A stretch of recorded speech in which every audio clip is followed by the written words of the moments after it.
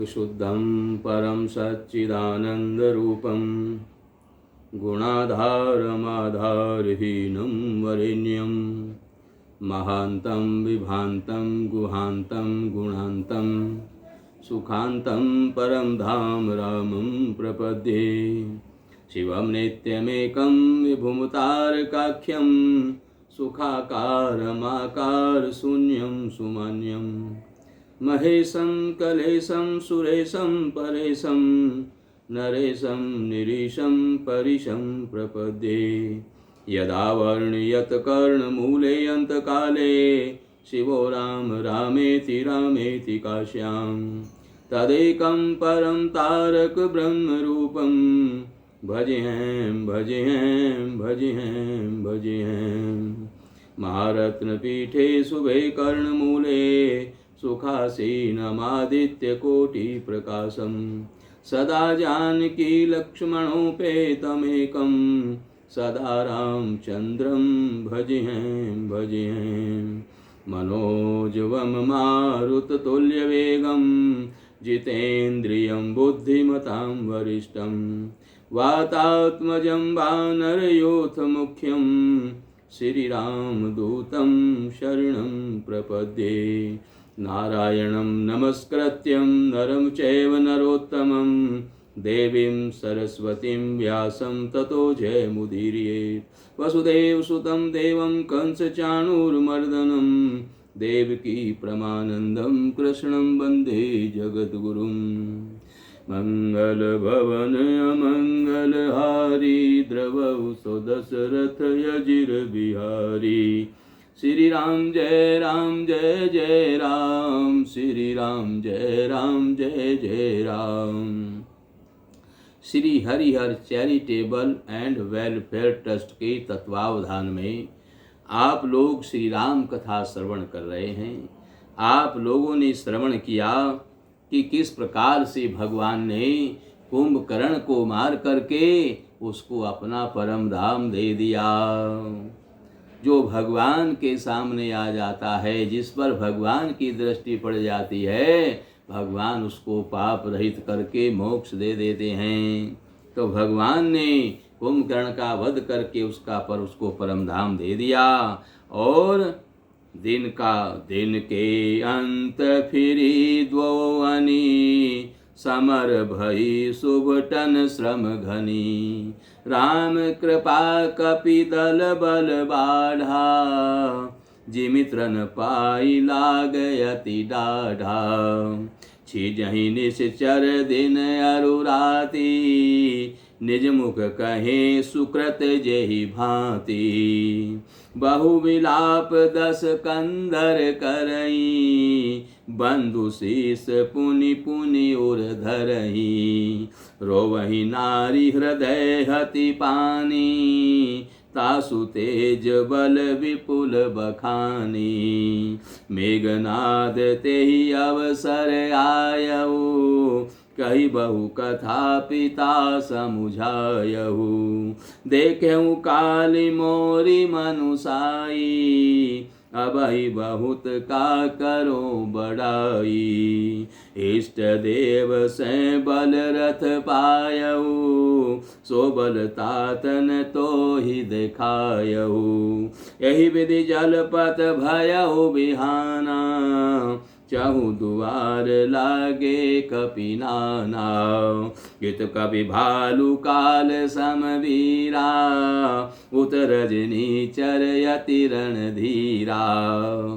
यानी दिन का अंत होने पर दोनों सेनाएं लौट पड़ी और आज के युद्ध में योद्धाओं को बड़ी थकावट हुई, क्योंकि कुंभकर्ण महान योद्धा था। बड़ी परिश्रम से सबको युद्ध करना पड़ा। तो बोले आज के युद्ध में सभी को बड़ी थकावट हुई।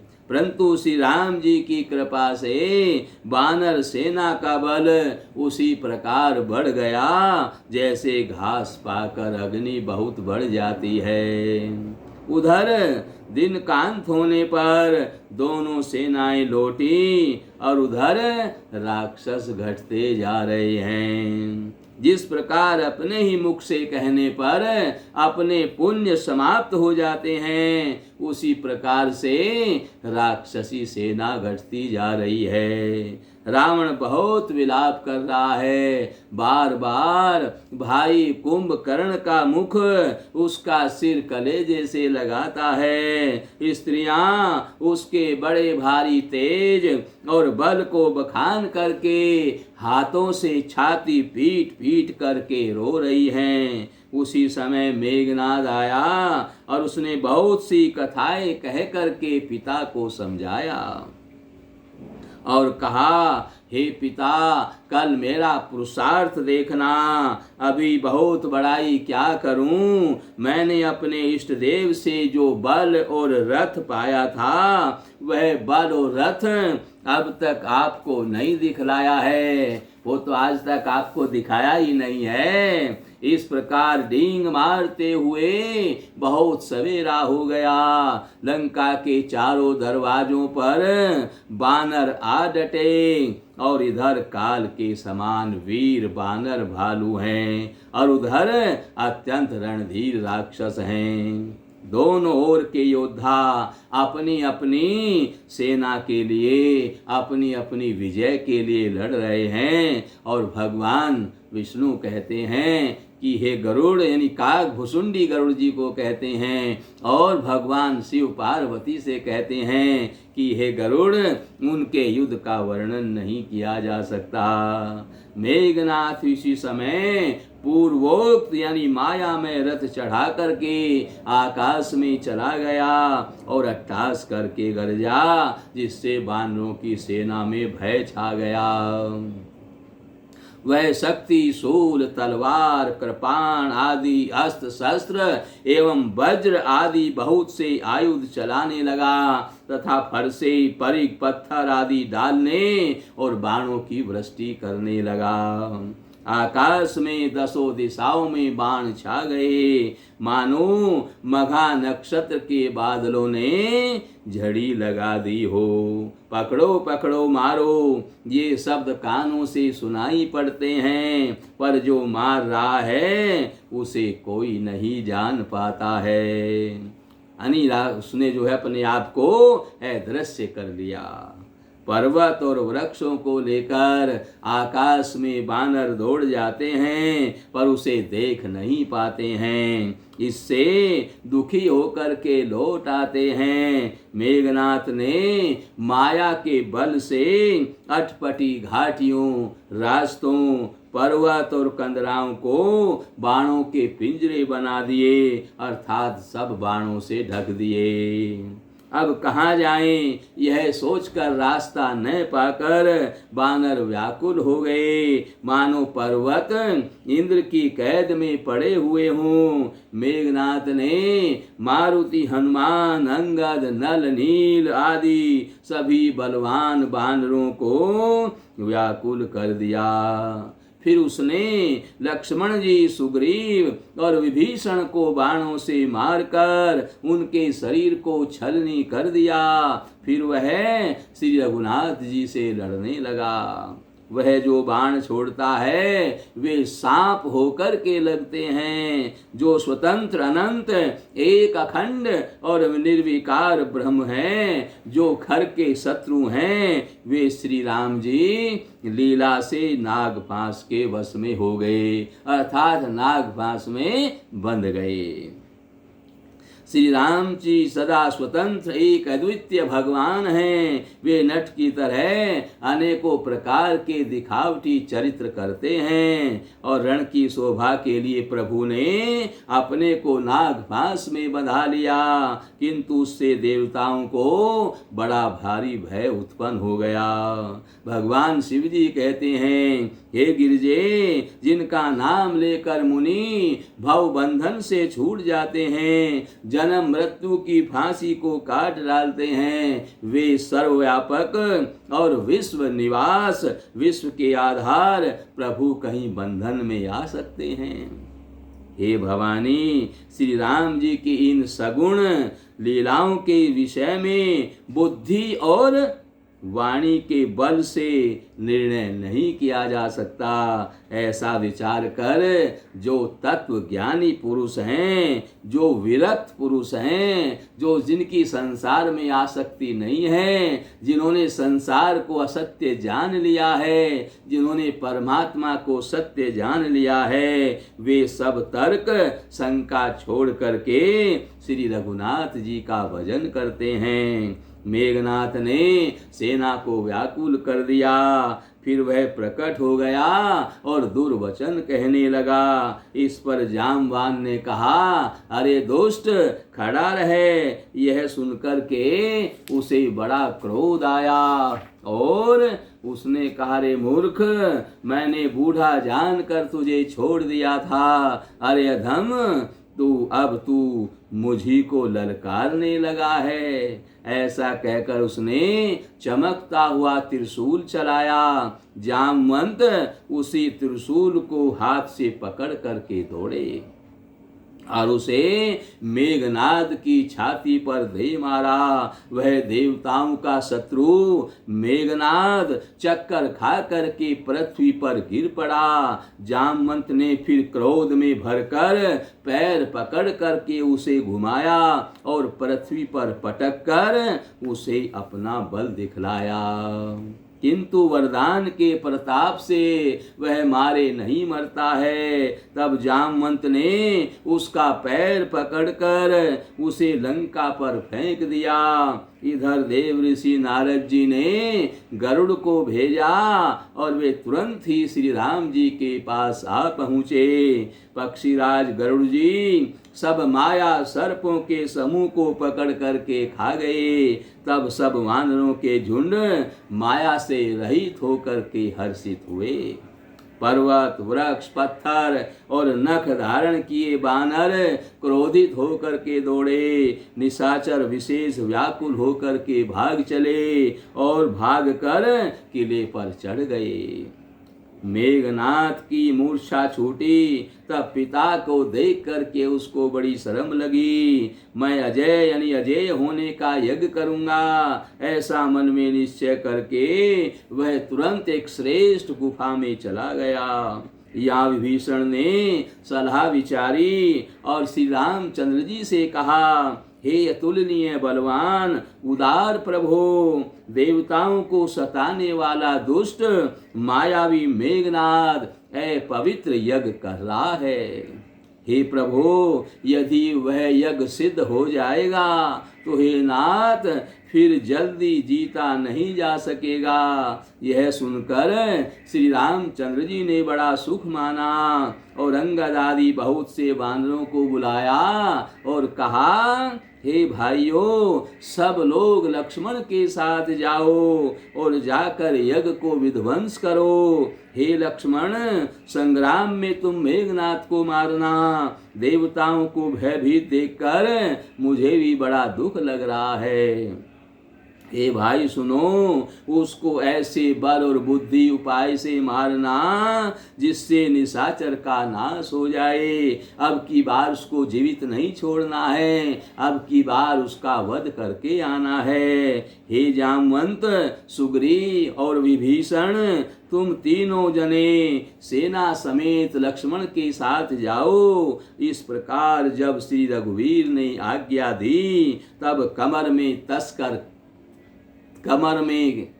तरकस कस करके और धनुष सजा करके अर्थात धनुष को चढ़ाकर रणधीर श्री लक्ष्मण जी ने प्रभु के प्रताप को हृदय में धारण करके मेघनाद के समान यानी मेघ के समान गंभीर वाणी में कहा। लक्ष्मण ने कहा, यदि मैं आज उसे बिना मारे जाऊं तो श्री रघुनाथ जी का सेवक नहीं कहलाऊं।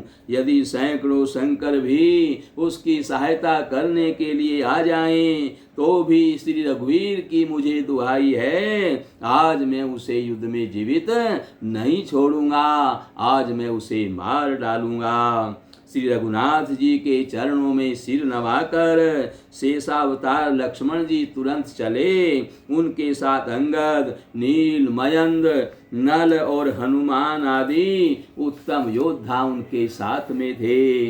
वानरों ने जाकर के देखा कि मेघनाद बैठा हुआ खून और भैंसे की आहुति दे रहा है। वानरों ने सब यज्ञ विध्वंस कर दिया, फिर भी वह जब नहीं उठा तब वे उसकी प्रशंसा करने लगे। इतने पर भी वह नहीं उठा, तब उन्होंने जाकर उसके बाल पकड़े और लातों से मार मार करके वे भाग चले। वह त्रिशूल लेकर दौड़ा, तब वानर भागे और वहां गए जहां आगे लक्ष्मण खड़े हुए थे।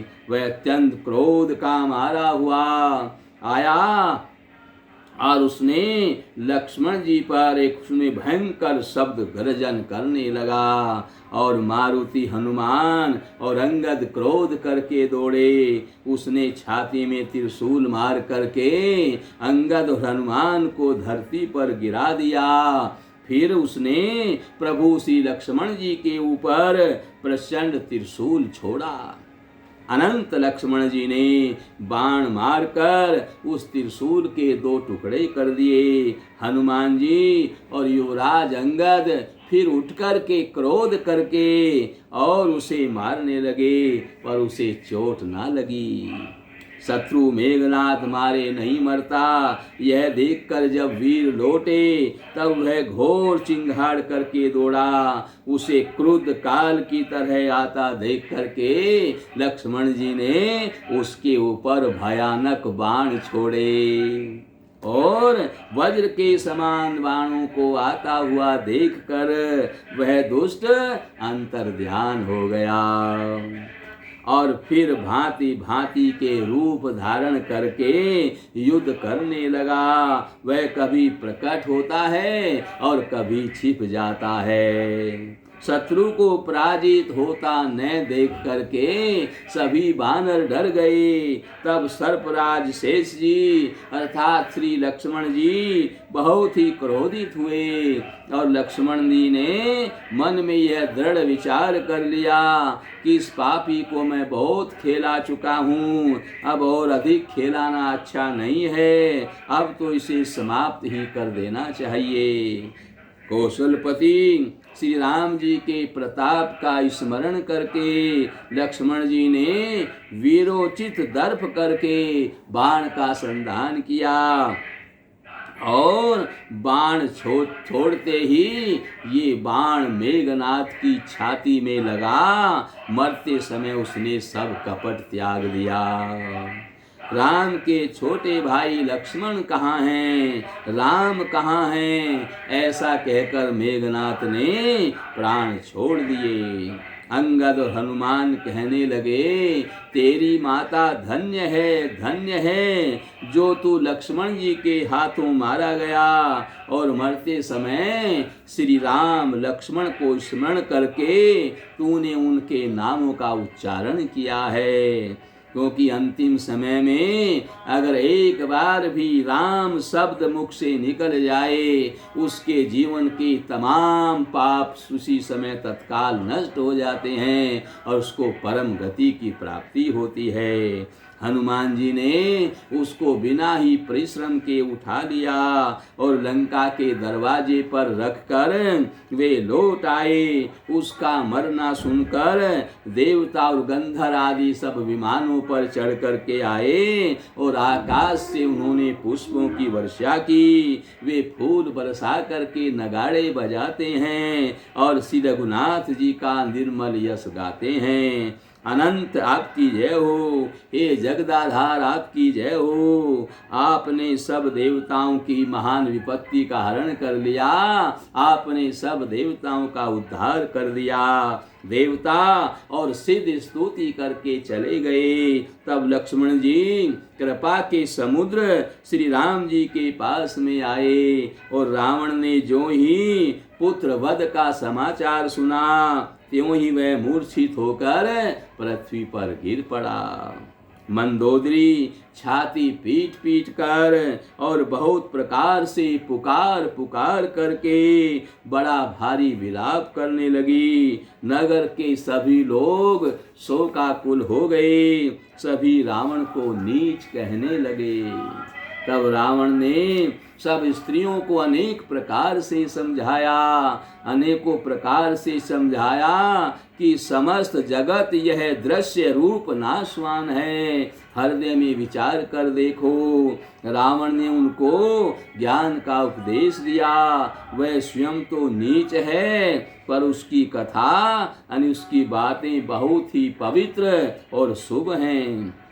दूसरों को उपदेश देने में तो बहुत लोग निपुण हैं, पर ऐसे लोग अधिक नहीं हैं जो उपदेश के अनुसार आचरण भी करें। रात बीत गई, सवेरा हो गया और रीछ बानर फिर चारों दरवाजों पर आकर डट गए। योद्धाओं को बुलाकर दशमुख रावण ने कहा, लड़ाई में शत्रु के सम्मुख जिसका मन डावाडोल हो, अच्छा वह अभी भाग जाए। युद्ध में जाकर विमुख होने पर अर्थात युद्ध में से बीच में भागने पर भलाई नहीं है। मैंने अपनी भुजाओं के बल पर बैर बढ़ाया है, जो शत्रु चढ़ आया है उसको मैं अपने आप उत्तर दे दूंगा। ऐसा कहकर उसने पवन के समान तेज रथ को चलाया और रथ चलने वाला रथ सजाया। सारे जुझाऊ लड़ाई के बाजे बजवाए। सब अतुलनीय बलवान वीर ऐसे चले मानो काल की आंधी चली है। उस समय असंख्य अपशकुन होने लगे, पर अपनी भुजाओं के बल का गर्व होने से रावण उन्हें गिनता नहीं है। अत्यंत गर्व के कारण वह शकुन अपशकुन का विचार नहीं करता है। जैसे धनवान लोग धन का अभिमान होने के कारण उचित और अनुचित नहीं देखते हैं, अच्छे समय को और बुरे समय को नहीं देखते हैं, उसी प्रकार अभिमान के कारण रावण शकुन अपशकुन का कोई विचार नहीं कर रहा है। हथियार हाथों से गिर रहे हैं, योद्धा रथ से गिर पड़ते हैं, घोड़े हाथी साथ छोड़कर चिंगाड़ते हुए भाग जाते हैं। श्यार गीद कव्य और गधे शब्द बोल रहे हैं, आवाज कर रहे हैं, बहुत अधिक कुत्ते बोल रहे हैं। उल्लू ऐसे अत्यंत भयानक शब्द कर रहे हैं मानो काल के दूत हों, मृत्यु का संदेशा सुना रहे हों। जो जीवों के द्रोह में रत है, मोह के वश हो रहा है, राम विमुख है और कामासक्त है, उसको क्या कभी स्वप्न में भी संपत्ति, शुभ शकुन और चित्त की शांति हो सकती है। राक्षसों की अपार सेना चली, चतुरंगिनी सेना की बहुत सी टुकड़ियां हैं, अनेकों प्रकार के वाहन, रथ और सवारियां हैं तथा बहुत से रंगों की अनेकों पताकाएं और ध्वजाएं हैं। मतवाले हाथियों की बहुत से झुंड चले, मानो पवन से प्रेरित हुए वर्षा ऋतु के बादल हों। रंग बिरंगे बाना धारण करने वाले वीरों के समूह हैं, जो युद्ध में बड़े सूरवीर हैं और बहुत प्रकार की माया जानते हैं। अत्यंत विचित्र फौज शोभित है, मानो वीर वसंत ने सेना सजाई हो। सेना के चलने से दिशाओं के हाथी डिगमगाने लगे, बहुत समुद्र शोभित हो गए और पर्वत डगमगाने लगे। इतनी धूल उड़ी कि सूर्य दिखाई नहीं देते हैं और फिर सहसा पवन रुक गया, पृथ्वी अकुला उठी। ढोल और नगाड़े की भीषण ध्वनि से बज रहे हैं जैसे प्रलय के बादल गरज रहे हों। भेरी नफेरी तुरही और सहनाई में योद्धाओं को सुख देने वाला मारू राग बज रहा है और सब वीर सिंहनाद करते हैं और अपने अपने बल पौरुष का बखान करते हैं। रावण ने कहा, अरे उत्तम योद्धाओं सुनो, तुम रीछ बानरों के ठठ को मसल डालो और मैं दोनों राजकुमार भाइयों को मारूंगा। ऐसा कहकर उसने अपनी सेना सामने चलाई। जब सब वानरों ने यह खबर पाई कि तब वे श्री रघुवीर की दुहाई देते हुए दौड़े। वे विशाल और काल के समान कराल बानर भालू दौड़े, मानो पंख वाले पर्वतों के समूह उड़ रहे हों। वे अनेक वर्णों के हैं, नख दांत पर्वत और बड़े बड़े वृक्ष ही उनके हथियार हैं। वे बड़े बलवान हैं और वे किसी का भी डर नहीं मानते हैं। जो भगवान की शरण में रहता है वो किसी से भी नहीं डरता है, और जो भगवान से विमुख रहता है वो जगह जगह डरता रहता है। इस प्रकार से रावण रूपी मत वाले हाथी के लिए सिंह रूप श्री राम जी का जय जयकार करके वे उनके सुंदर यश का बखान कर रहे हैं। दोनों ओर के योद्धा जय जयकार कर रहे हैं और जय जयकार करके अपनी अपनी जोड़ी चुन करके युद्ध कर रहे हैं। श्री रघुनाथ जी का और उधर रावण का बखान कर करके आपस में भिड़ रहे हैं। रावण को रथ पर और श्री रघुनाथ जी को बिना रथ के देख करके विभीषण जी अधीर हो गए, और विभीषण जी प्रेम के अधिक होने से उनके मन में संदेह हो गया कि बिना रथ के रावण को कैसे जीत सकेंगे। श्री राम जी के चरणों की वंदना करके वे स्नेह पूर्वक कहने लगे, हे नाथ, आपके पास में न रथ है, न तन की रक्षा करने वाला कवच है, और न पैरों में जूते ही हैं। वह बलवान वीर रावण किस प्रकार जीता जाएगा। कृपा निधान श्री रामचंद्र जी ने कहा, हे सखे सुनो, जिससे विजय होती है वह रथ दूसरा होता है। शौर्य और धैर्य उस रथ के दो पहिए हैं। सत्य और शीलता यानी सदाचार उसकी मजबूत ध्वजाएं हैं और पताकाएं हैं। बल, विवेक, दम और इंद्रियों का वश में होना और परोपकार, ये चार उसमें घोड़े जुड़े हुए हैं जो क्षमा, दया और समता रूपी डोरी से रथ में जोड़े हुए हैं। ईश्वर का भजन ही इस रथ को चलाने वाला चतुर सारथी है। वैराग्य इसकी ढाल है और संतोष तलवार है। दान इसका फरसा है, बुद्धि प्रचंड शक्ति है और श्रेष्ठ विज्ञान कठिन धनुष है।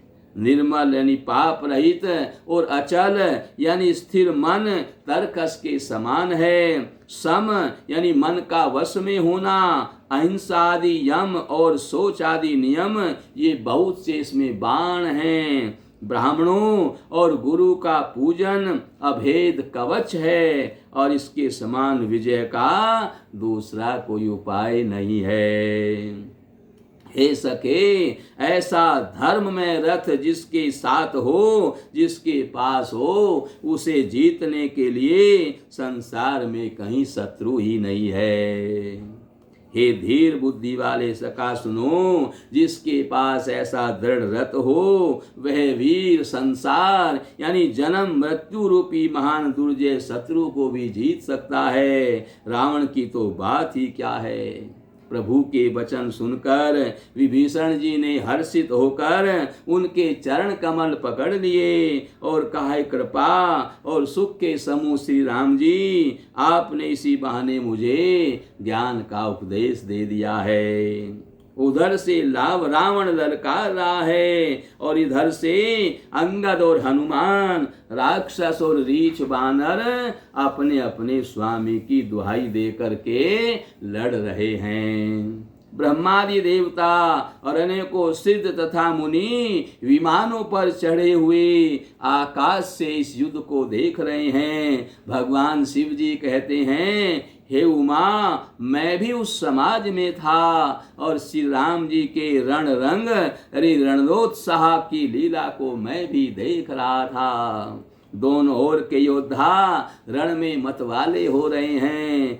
बानरों को श्री राम जी का बल है, इससे वे जयशील हैं, यानी जीत रहे हैं। एक दूसरे से भिड़ते हैं और ललकारते हैं और एक दूसरे को मसल मसल कर पृथ्वी पर डाल देते हैं। वे मारते हैं, काटते हैं, पकड़ते हैं और पछाड़ देते हैं और सिर तोड़कर उन्हीं सिरों से दूसरों को मारते हैं, पेट फाड़ते हैं, भुजाएं उखाड़ते हैं और योद्धाओं को पैर पकड़कर पृथ्वी पर पटक देते हैं।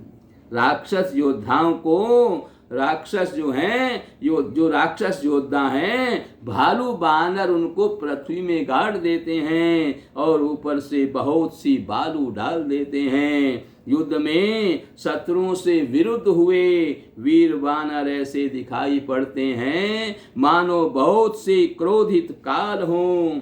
क्रोधित हुए काल के समान वे बानर खून बहते हुए शरीरों से शोभायमान लग रहे हैं। वे बलवान वीर राक्षसों की सेना के योद्धाओं को मसलते हैं और मेघ की तरह गरजते हैं।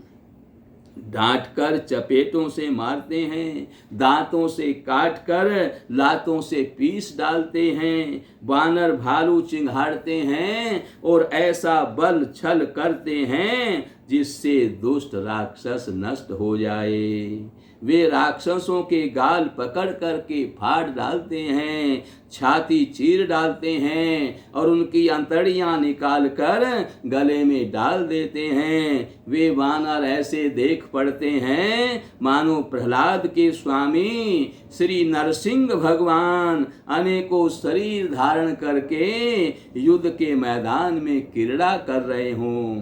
पकड़ो, मारो, काटो, पछाड़ो आदि घोर शब्द आकाश और पृथ्वी में छा गए हैं। श्री रामचंद्र जी की जय हो, जो सचमुच तरण से वज्र और वज्र से तरण कर देते हैं। निर्बल को सबल और सबल को निर्बल कर देते हैं। अपनी सेना को विचलित होते हुए देखा तब 20 भुजाओं में 10 धनुष लेकर के रावण रथ पर चढ़कर गर्व करके लौटा और लोटो लोटो कहता हुआ चला।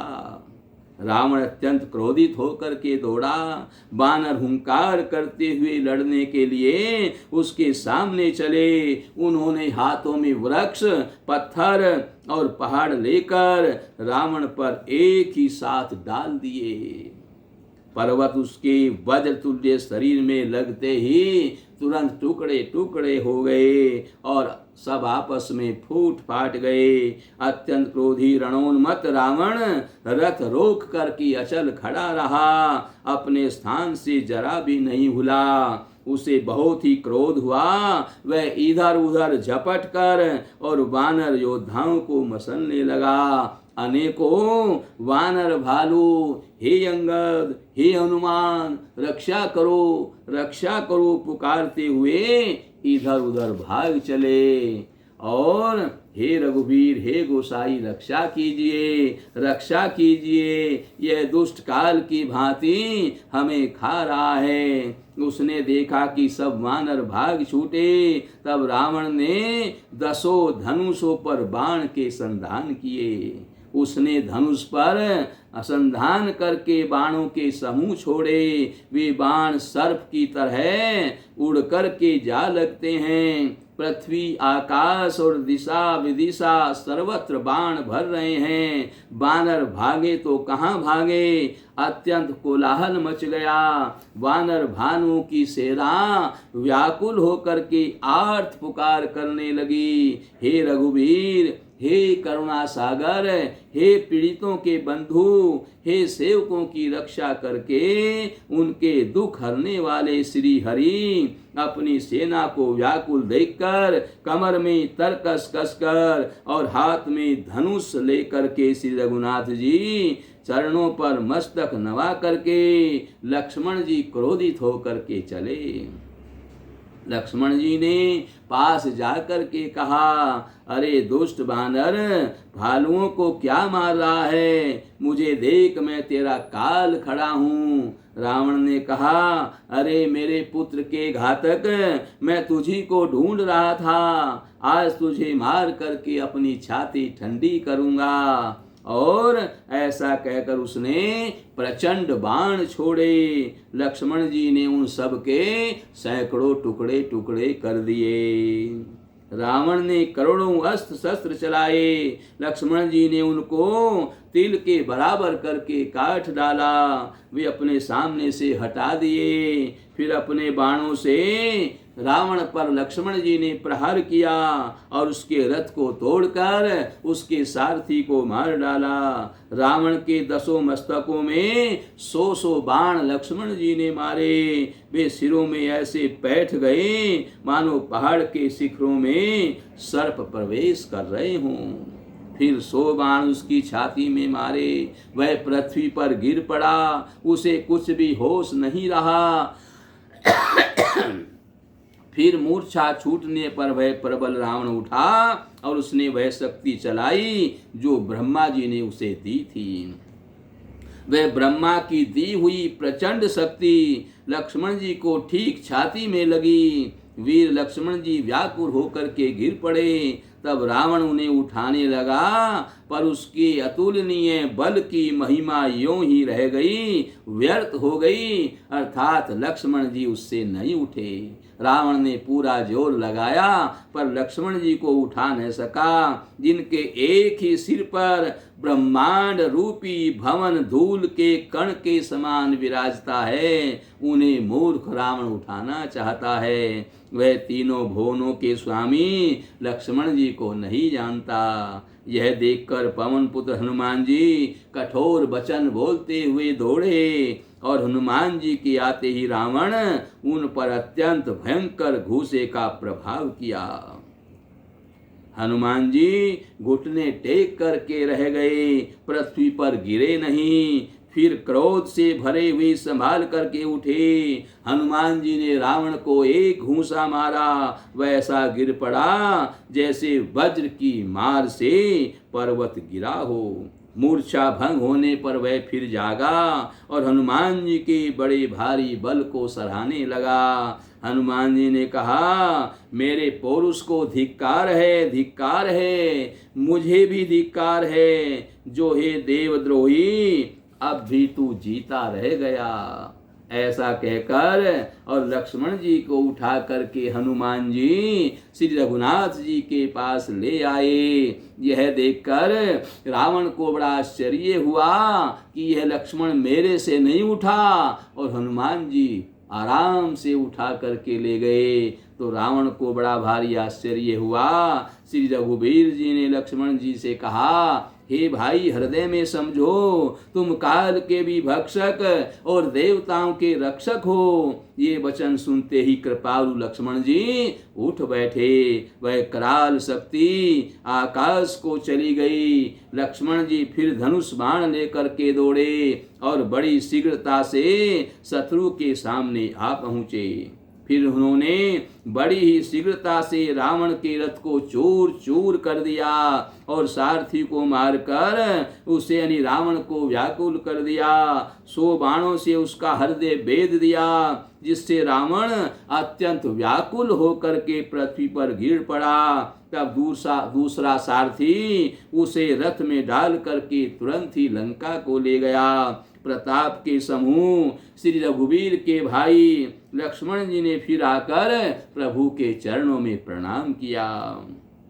वहां लंका में रावण मूर्छा से जाग करके कुछ यज्ञ करने लगा। वह मूर्ख और अत्यंत अज्ञान हठवश श्री रघुनाथ जी से विरोध करके विजय चाहता है। यहाँ विभीषण जी ने सब खबर पाई और तुरंत जाकर श्री रघुनाथ जी को सारी कथा कह सुनाई। हे नाथ, रावण यज्ञ कर रहा है, उसके सिद्ध होने पर वह अभागा सहज ही नहीं मरेगा। हे नाथ, तुरंत वानर योद्धाओं को भेजिए जो यज्ञ का विध्वंस करें, जिससे रावण युद्ध में आवे। प्रातःकाल होते ही प्रभु ने वीर योद्धाओं को भेजा। हनुमान और अंगद आदि सब प्रधान वीर दौड़े। वानर खेल से ही कूद करके लंका पर चढ़ गए और निर्भय रावण के महल में जा घुसे। ज्यों ही उसको यज्ञ करते देखा, त्यों ही वानरों को बड़ा भारी क्रोध हुआ। उन्होंने कहा, अरे ओ नीच निर्जल, अरे ओ नीच निर्लज,